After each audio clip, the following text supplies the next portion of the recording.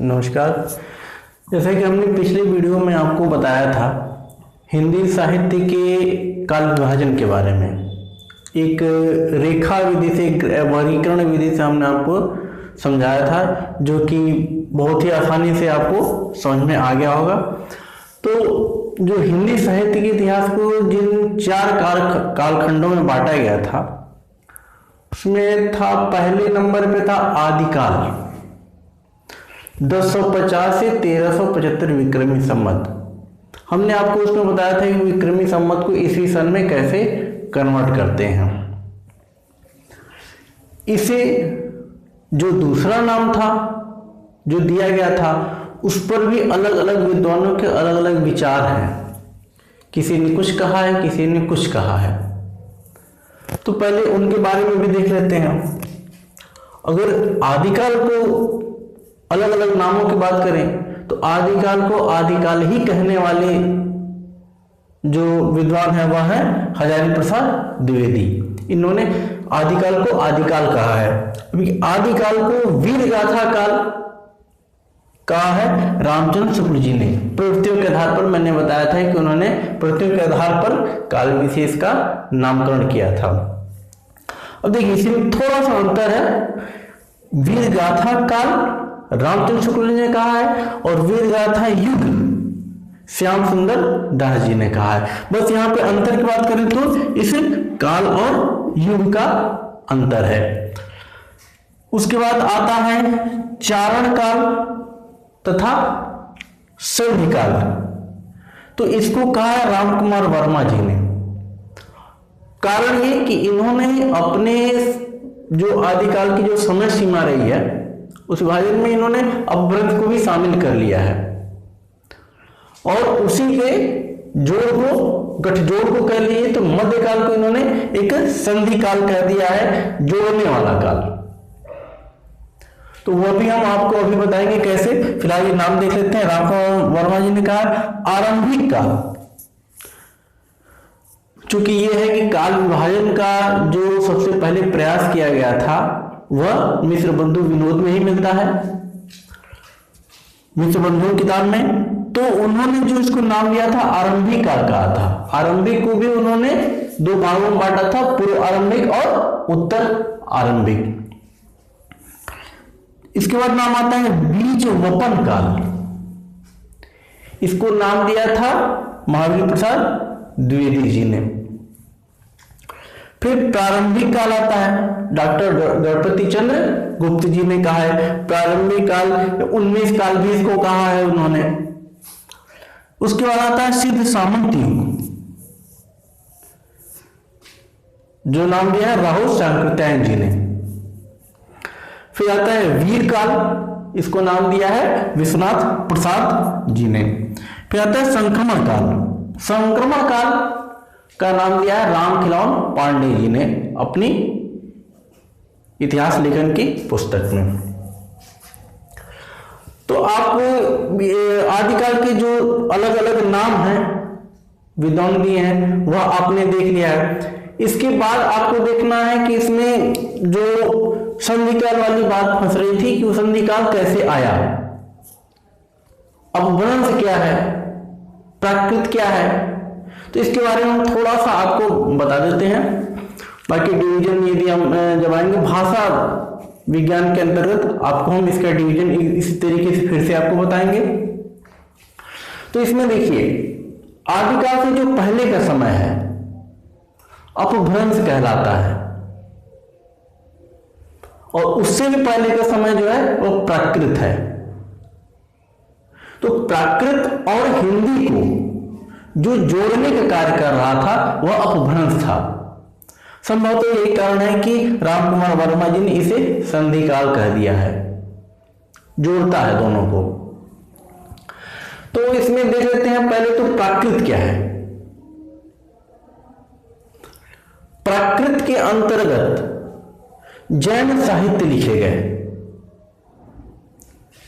जैन साहित्य में सबसे पहले आप सभी को नाम आता है देवसेन का श्रावकाचार, जो समझते हिंदी की प्रथम पुस्तक भी कही जाती है उपलब्ध।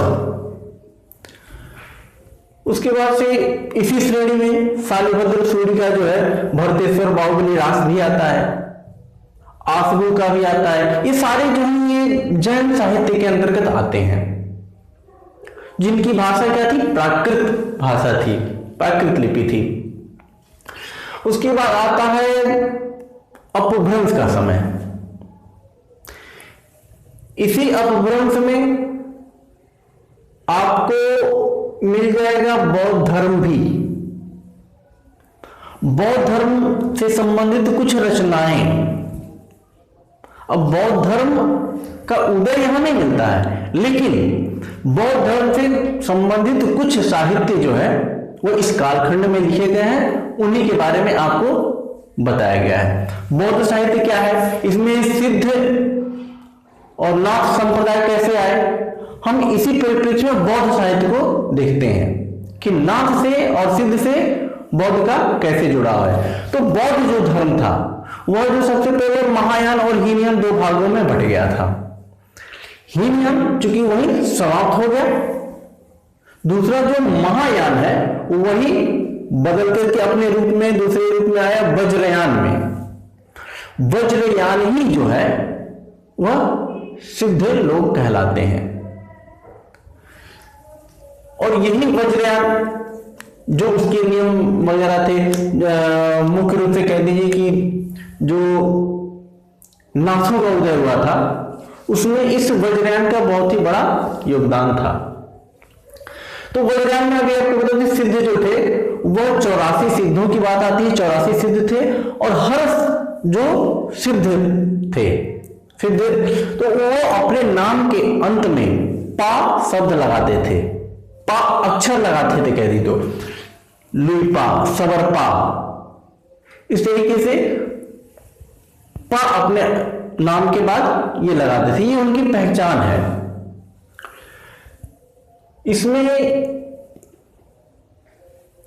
जब इस सिद्धों में स्त्री विमुखता आ गई, अर्थात कह लीजिए कि गृहस्थ के प्रति अनादर की भावना आ गई,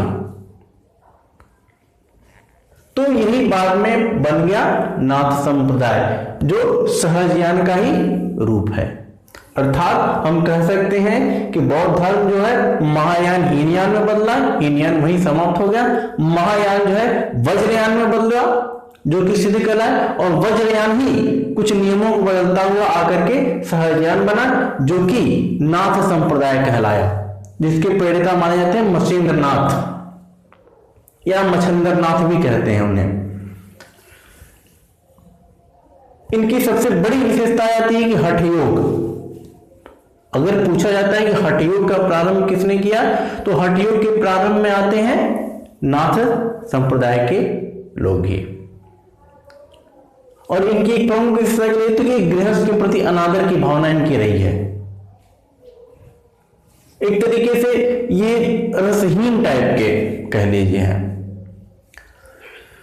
तो ये आता है इनका सिद्ध और नाथ संप्रदाय। 9 नाथ हैं, 84 सिद्ध हैं। सिद्ध अपने नाम के बाद में पा शब्द लगाते हैं। नाथ हठ योग या इनको कनफटा भी कहा जाता है। जो नाथ पंथी होते हैं इनको कनफटा भी कहा जाता है।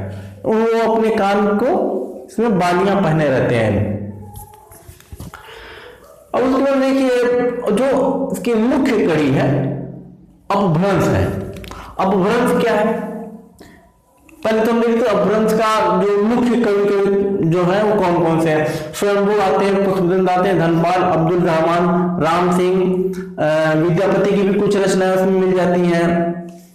तो पहले इसमें देख लेते हैं जो कुछ नाम आते हैं जो बहुत ही कंफ्यूजिंग होते हैं और बहुत ही ये पूछे भी जाते हैं। अपभ्रंश का वाल्मीकि किसे कहा जाता है, अपभ्रंश का कालिदास किसे कहा जाता है, वह है स्वयंभू। 8वीं सदी के ये कवि रहे हैं। इन्होंने 3 प्रमुख रचनाएं की हैं, हम प्रमुख ही बताएंगे। पौंचरी, जिसमें राम जी की कथा है, तो इनको जो क्या कहा जाता है, अपभ्रंश का वाल्मीकि और कालिदास स्वयंभू को ही कहा जाता है, जबकि दूसरे अपभ्रंश के व्यास पुष्पदंत को कहा जाता है। जबकि इनका समय क्या है, 10वीं शताब्दी। इन्होंने जो प्रमुख किताबें लिखी हैं, महापुराण है, राय कुमार चरिव है, जिसे जय कुमार संहिता भी कह सकते हैं, चरित्र भी कह सकते हैं, जशहर चरिव है, ठीक है। उसके बाद इसी अपभ्रंश के आते हैं धनपाल, जो 10वीं सदी के कवि हैं। इनकी प्रमुख रचना भविष्यत कहा, भविष्यत कहा, या आप कहा को कथा भी कह सकते हैं, भविष्यत कथा, ठीक है। उसके बाद आते हैं अब्दुल रहमान, ये बहुत ही प्रमुख नाम है, संदेश राशक। ये संदेश राशक कह लीजिए कि एक विरह काव्य है, एक संदेश काव्य है। ये थोड़ा बहुत कालिदास की जो रचना है मेघदूतम, उसकी याद दिलाता है ये। इनका समय रहा 12वीं सदी। फिर आते हैं राम सिंह, जो 11वीं सदी के रचनाकार हैं। इनकी प्रमुख रचना पाहुर दोहा। फिर कुशल लाभ का आता है, उसी शताब्दी का, ढोला मारूला दुहा। फिर एक प्रमुख नाम है विद्यापति।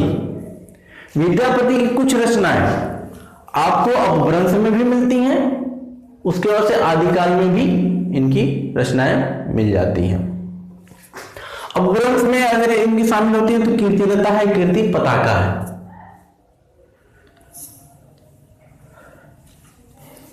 अब देखिए आदिकाल की पहचान कैसे होगी, हम किस तरीके से पहचान समझ पाएंगे कि आदिकाल में क्या होता था, यही विशेषताएं हैं तो किस युग की विशेषताएं हैं, उस समय जो रचनाएं हुई थी उसमें क्या क्या थी, प्रवृत्तियां क्या क्या थी, किस रूप को सामने लाया गया था उसमें। तो एक इनको कह सकते हैं हम प्रवृत्तियां। तो प्रवृत्तियां कौन कौन सी थी आदिकाल की, वह थी वीर रस की प्रधानता। सिर्फ वीर रस ही नहीं, श्रृंगार भी मिलते थे, लेकिन यहां पर हम वीर रस की ही बात करेंगे प्रमुख रूप से, प्रधानता कह लीजिए तो इन्हीं दो रसों की प्रधानता थी। वीरता से संबंधित किताबें लिखी गई थी, वीर रस की प्रधानता थी इसमें। युद्धों का इसमें पहले की सजीव वर्णन है। सजीव वर्णन किस लिए, सजीव वर्णन इसलिए कि जो सारे कवि थे वहां पे, जो इन राजाओं के राजाश्रय में कवि रहते थे, वह सिर्फ कलम के धनी नहीं थे, वह तलवार के भी धनी थे, तलवारबाजी का भी उन्हें हुनर पता था। ये एक वह सिपाही थे, युद्धों में उनको भी जाना होता था, बुलाया जाता था, इसलिए वह उसको स्वयं सामने से देखते थे और उसी का वह वर्णन करते थे। इसलिए हम कह सकते हैं युद्धों का उसमें सजीव वर्णन मिलता है। फिर आता है आश्रयदाताओं की प्रशंसा। जो कवि जिस राजा के आश्रय में रहता था वह उसकी प्रशंसा करता था, यह उसकी प्रमुख विशेषता है। कल्पना की प्रचुरता। अब चूंकि वह एक आश्रय में रह रहा है, इसलिए वह अपनी बातों को बढ़ा चढ़ा करके कहेगा। हम इसमें एक कह लीजिए कि अतिशयोक्ति, अगर अलंकारों की बात करें तो अतिशयोक्ति अलंकार की ज्यादा यहां पर प्रयोग कह लीजिए हुआ है। तो कल्पना की प्रचुरता इसलिए कहेंगे कि वहां पे चीजों को बहुत बढ़ा चढ़ा करके प्रस्तुत किया गया है। अब चूंकि ऐसा किया गया है तो इसमें क्या निकल के आता है, ऐतिहासिकता का अभाव हो जाएगा।